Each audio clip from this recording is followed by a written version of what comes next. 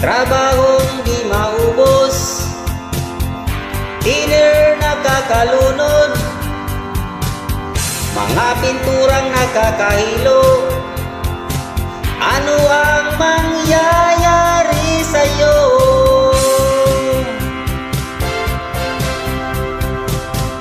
Mabuti pang mag-isip ka, huwag kang tira ng tira.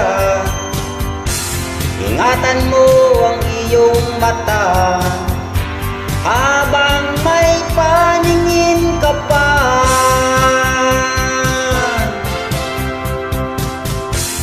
Trabahong di maubos, thinner nakakalunod,